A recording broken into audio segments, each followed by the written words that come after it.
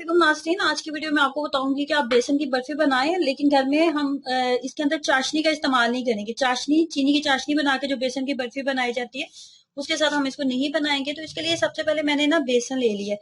अब कप देख लें कि किस तरह मिकदार मैंने ली है।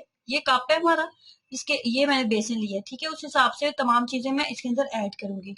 सबसे पहले हम इसके अंदर घी लेंगे, तो घी आप देख लें, ये मैंने घी लिया है। ये जो ऑरेंज कलर का चम्मच आपको नजर आ रहा है ना, इस हिसाब से मैंने ये जो है ना ये घी ले लिया। घी को बहुत ज्यादा गर्म नहीं किया जाता जब भी इसके अंदर आपने बेसन को बुनाई करनी है। घी जैसे ही हल्का सा आपको लगे ना मेल्ट हो गया, जैसे कि वीडियो में आपको नजर आ रहा है, तो यहाँ पे इसी स्टेज में आप इसके अंदर ना बेसन ऐड कर लें। अगर बहुत ज्यादा तेज गर्म घी के अंदर आप ऐड करेंगे तो ये बेसन जो है ना जलना स्टार्ट हो जाता है। फ्लेम को आपने लो रखना है और कम से कम भी आपने 10 से 15 मिनट इसकी अच्छे से बुनाई करनी है कि इसकी खुशबू जो है बहुत अच्छे से आने लगे। जब तक इसकी बुनाई हो रही है तो हम बाकी चीजें तैयार कर लेते हैं। बाकी चीजें मैं आपको बता दूं तो इस हिसाब से हमने बेसन लिया था, तो चीनी जो है ना उससे आपने थोड़ी कम लेनी है। मीठा आप अपने टेस्ट के अकॉर्डिंग भी एडजस्ट कर सकते हैं, लेकिन अगर आप नॉर्मल मीठा पसंद करते हैं तो उस हिसाब से ये बिल्कुल एक ठीक मीठा होगा। तो ये मैंने चीनी ली है। चीनी के साथ ही इसके अंदर थोड़ी सी ना हम लोग सब्ज इलायची भी ऐड कर देंगे। सब्ज इलायची और चीनी दोनों को अच्छे से हम ग्राइंड कर लेते हैं। में डाली है इसके अंदर मैंने ना सब्ज इलायची भी डाली, सब्ज इलायची भी मैंने डाली और चीनी दोनों को अब मैं ग्राइंड करने लगी हूँ। देखिए जी, इसने घी छोड़ दिया और इसकी बहुत अच्छी से खुशबू भी आने लग गई है।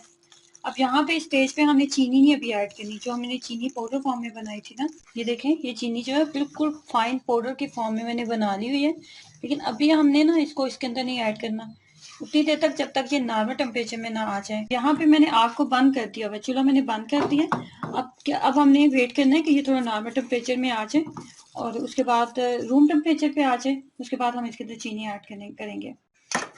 डालो।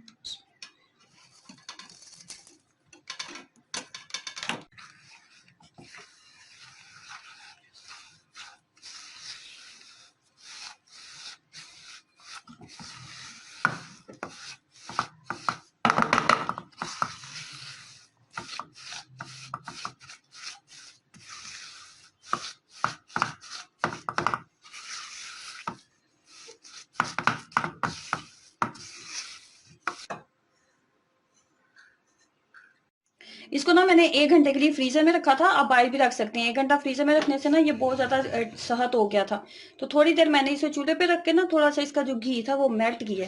तो फाइनली ये बहुत अच्छे से तैयार हो चुकी है। तो मैं आपको दिखाती हूँ इसको काट के। ये देखें,